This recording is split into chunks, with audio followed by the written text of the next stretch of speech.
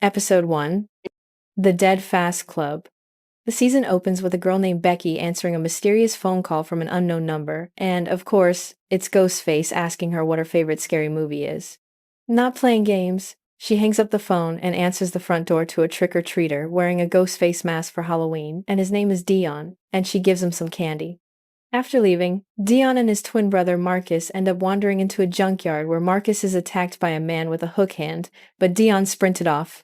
We then jump 8 years later, and Deion Elliot is the star football player at his high school, and after going inside, he is confused to find a Twix bar in his backpack with the words trick or treat written on it. In class, he takes a liking to the new girl right away, Olivia Reynolds, and she seems to think he is cute as well. But the quarterback on the team, Avery Collins, also has a crush on her and is trying to work his magic with Olivia. In Deion's locker, he finds another Twix with a note that says to meet in the parking garage after school, and Deion is confused who would be leaving these notes to him. But in the garage, the only person there is Avery, and they get into a fight over Olivia, and it ends with the teacher giving them detention. In detention, a few others attending are nerdy kid Amir Ayub, high school activist, Kim's best friend Manny, and last is the emo chick Beth. Deion receives a text to meet him in the locker room, and when Deion shows up, Ghostface pops out and tases him and leaves him unconscious. Back in the classroom, local drug dealer Shane comes in through a window and invites everyone in detention to a party later. That night, Olivia sees Ghostface in her bathroom window, and when she goes over to Deion's house to tell him she saw him too, he isn't there. The only one home is Deion's half-brother Jay, and Olivia learns that Deion had a twin named Marcus that vanished 8 years ago. Meanwhile, back at the high school, Deion woke up and starts working out, but then he receives a call from a contact named Marcus, but it's Ghostface on the other end of the line. Ghostface tells Deion he's going to expose his secrets and take the Breakfast Club down with him. Deion goes to the rave and tells everyone that was in detention that he believes a killer is targeting them, but he doesn't know why. Deion does confess he had a twin brother named Marcus, but he disappeared on Halloween night 8 years ago when Deion ran away and didn't help his brother from his attacker. They don't believe him a killer is on the loose until Avery is killed right in front of them. Ghostface then texts them all and says he wants to see their insides, and they finally believe Deion that they're being targeted. Episode 2, Devil's Night. When Kim gets home later that night, she receives a call from Ghostface, and when she runs out of her apartment, she finds one of her neighbors dead, and then Ghostface tries to attack her. She runs around the corner into Manny's arms, and Ghostface is gone. The following day at school, the Breakfast Club meets, and they agree they'll have to find and expose the killer before he or she kills all of them. The sheriff meets with the school and tells them Avery's death was due to drugs he received from a local drug dealer known as Mr. Fade. Kim then tells the others she thinks Shane is Mr. Fade and the killer. Then we jump over to Shane, who robs a drugstore for pills to sell and uses the Ghostface mask to do it. He actually plans on selling this batch to Beth. That night, Jay meets up with Deion and they argue about Marcus's death, but then Olivia shows up and tells Deion she thinks Marcus is alive. They sit down and Olivia tells Deion they never found Marcus's body and she believes he may be the one killing people off for revenge. But Deion shuts down that idea right away. At the high school, Shane shows up to do the drug deal with Beth, but when he gets inside the room, they gas him and tie him up. The four accuse Shane of being the killer, but he says that's not true and he's been targeted too and has messages to prove it. The intercom then turns on and it's Ghostface greeting them. In typical horror movie fashion, they all split up and Ghostface chases Kim until Deion arrives and scares him away. When Shane gets home that night and meets his sick mother, he gets a call from Ghostface, so Shane goes outside to threaten him with a gun. Ghostface then drops a fire escape ladder on Shane and kills him by injecting something into his eye.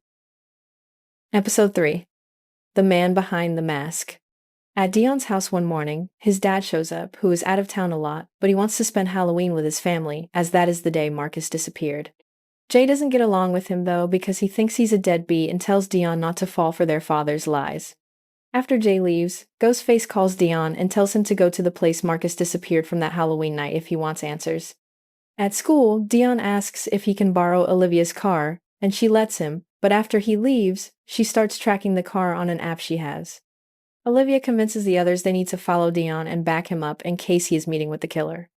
They meet him at a gas station, and Liv tells Deion she and Amir are coming with him just to make sure nothing happens to him, while Manny, Kim, and Beth decide to stay back. When they get to the junkyard house, Amir stays at the car while Liv and Deion search around the house, and they realize Luther, the guy who lives there, has been keeping tabs on Deion.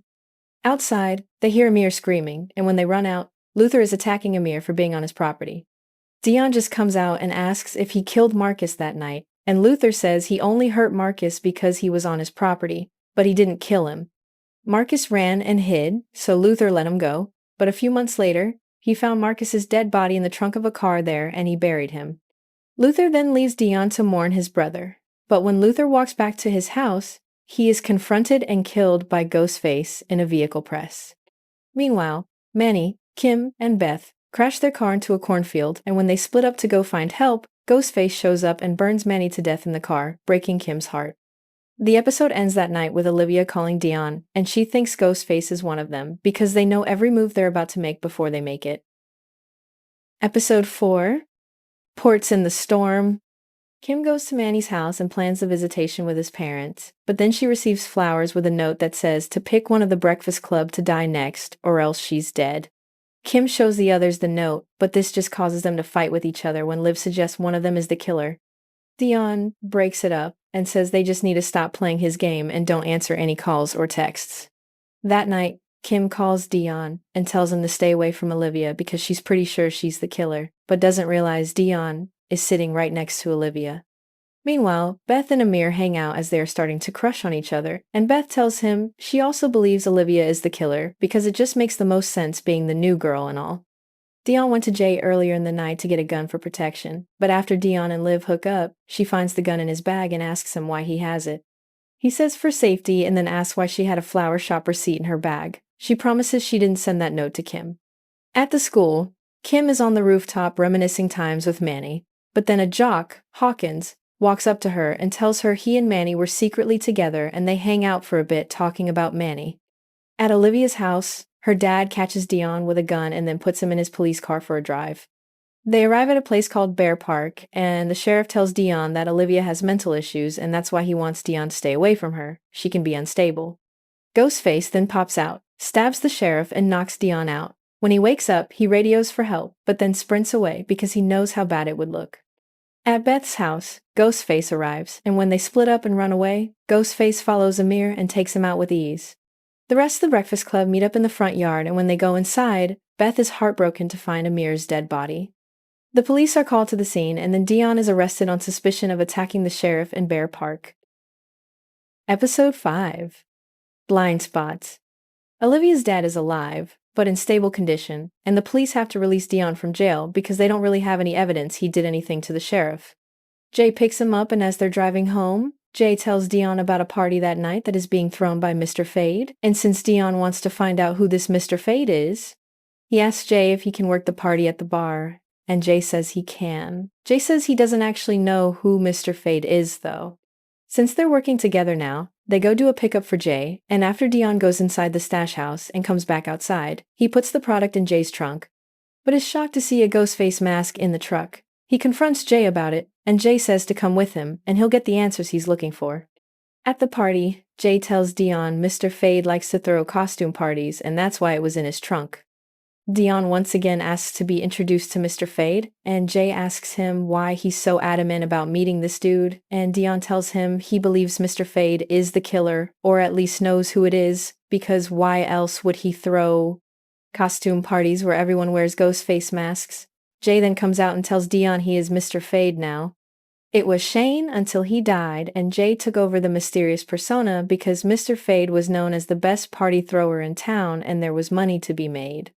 Deion accuses Jay of being the killer, but then Jay says screw it and leaves Deion there. Deion calls Beth, who is at the hospital, and says his brother is the killer, and she relays this to Olivia and Kim. Jump back to the bar and Jay's cleaning up after the party, but then Ghostface shows up behind him and stabs him multiple times. Episode 6, Endgame. Season finale. Deion is at the football field all alone, but then receives a call from Ghostface, and Deion tells him he knows he's Jay. Ghostface says to not be so sure about that, and says he's gonna expose his secret. Meanwhile, Jay wakes up tied up to a chair in some warehouse, and Ghostface starts recording a video of him and sends it to Beth. In the video, Jay says if they want to save him, he's at Earl's house, whoever that is.